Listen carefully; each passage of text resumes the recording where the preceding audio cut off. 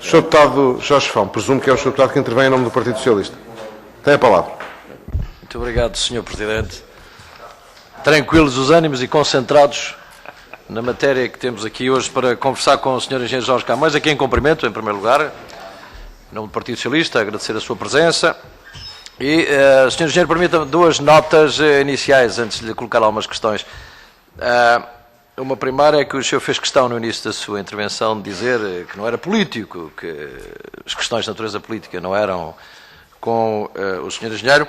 Permita-me que lhe diga que, retirando esta segunda parte, depois da exposição, onde realmente o senhor se procurou mais concentrar nas questões de natureza técnica e nas questões da gestão, ao longo da sua intervenção, fez muitas considerações de natureza política. Aliás, penso que perdeu quase tanto ou mais tempo em considerações políticas do que em considerações técnicas. Desde logo, deixo-lhe só aqui, que depois à frente o questionarei mais em concreto, quer dizer, quando classifica o contrato da construção de 2 navios asfalteiros como um contrato político. À frente, o senhor, se fizer o favor, vai-me explicar melhor porque quer dizer isso e falaremos um pouco mais. Primeira nota é que eu realmente estava de acordo, acho que o senhor teve aqui uma boa prestação entre nesse aspecto, enfim, com os comentários políticos em relação ao passado e ao passado recente dos Estaleiros Navais, Viana do Castelo. Segunda nota, o senhor fez naturalmente ênfase ao facto de ter iniciado as suas funções em agosto de 2011 e disse que na altura, quando chegou, ficou chocado. Eu acho que eu ouvi bem. O senhor chegou aos Estaleiros Navais em agosto e ficou chocado. Estamos em março de 2012. O senhor é presidente do Conselho dos Estaleiros Navais de Viana do Castelo desde março de 2012. Estava chocado em agosto de 2011.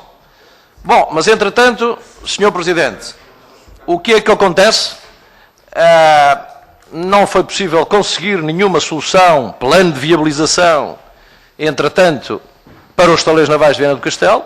Ou seja, a Empordef, da qual o senhor é administrador não executivo e, portanto, participa seguramente em todo este processo, não foi possível, ou não lhe foi possível, fazer vingar ou aprovar um plano dito alternativo ao plano anteriormente suspenso para viabilizar e recuperar os Estaleiros Navais de Viana do Castelo.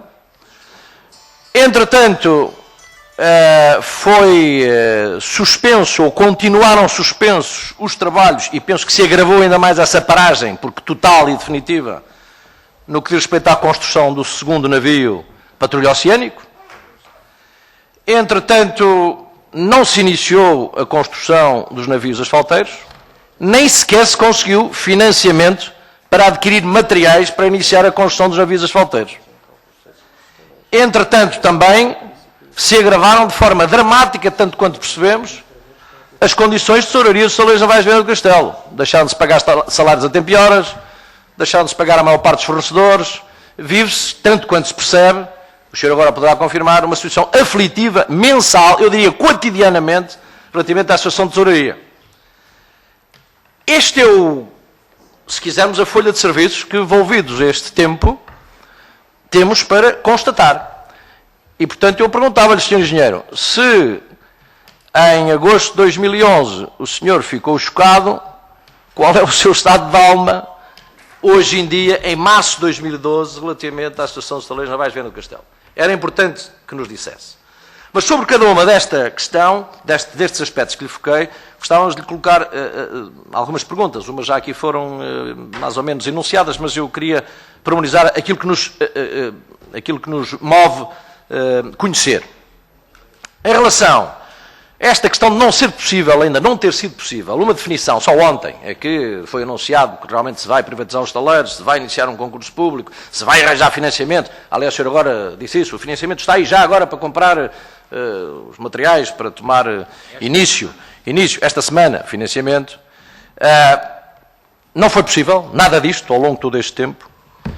Eu perguntava-lhe o seguinte, Sr. Engenheiro Jorge Camões, porquê que acha que efetivamente não foi possível encontrar uma solução, ou melhor, porquê que acha que não foi possível aprovar ou viabilizar por parte do Governo um plano de viabilização dos Estaleiros Navais de Viana do Castelo neste espaço de tempo? Em novembro foi ou não foi apresentado pela Empordef ao Sr. Ministro da Defesa uma proposta de plano, em novembro? Se foi, eu perguntava, na sua sensibilidade e no conhecimento da matéria, Porque é que, entretanto, desde novembro até esta data, nada foi feito e agora se diz que há 6 interessados e vamos iniciar o processo todo de novo.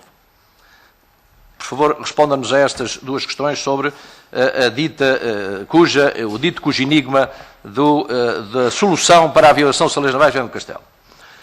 NPO, já falamos aqui várias vezes sobre o segundo NPO.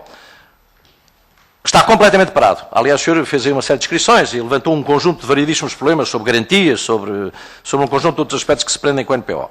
Uma pergunta. Os estaleiros navais de Viana do Castelo já receberam a totalidade do dinheiro correspondente ao segundo NPO, por parte, quer do Orçamento de Estado, através da Lei de Programação Militar e através do PIDAC? Quanto é que já está gasto naquele navio?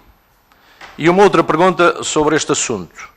Qual é o montante que efetivamente entende ser necessário, indispensável, imprescindível, em termos financeiros, em termos de dinheiro, para concluir o segundo NPO? Outra questão. O senhor tem confiança, acredita e pode confirmar que conseguem, tecnicamente, solucionar o problema da conclusão da construção daquele navio? Ainda uma questão mais sobre isto. Falou aí o senhor já na presença ou no acompanhamento das missões, das ditas MAFs, Missões de Acompanhamento e Fiscalização da Marinha, relativamente às construções, quer dos NPOs, quer à preparação dos projetos das lanchas. Nos estaleiros navais de Viana do Castelo, neste momento, ainda estão equipas da MAF. Ou seja, ainda há gente presente nos estaleiros navais de Viana do Castelo, representando a Marinha, para acompanhar, para fazer aquilo que devia ser o acompanhamento da construção do NPO e a preparação dos projetos das lanchas? Queria saber se há, e então se estão, o que é que estão a fazer? Se não há construção nos NPOs, nem há, tanto quanto sei, desenvolvimento dos projetos das lanchas. Bom, sobre a questão dos avisos asfalteiros, eu fiquei sinceramente preocupado. E porquê? Porque, tanto quanto tenho conhecimento do contrato, os senhores engenheiros que se deslocaram à Venezuela e que conseguiram renegociar em determinado momento os prazos. Tanto quanto eu tenho, não falando já, enfim, daquela classificação que o senhor faz do contrato, que é um contrato político. Do contrato que eu conheço, que é um contrato jurídico, claramente, estão definidos na versão inicial, a não ser que o contrato seja outro, estão perfeitamente definidos quais são os prazos para a entrega dos navios.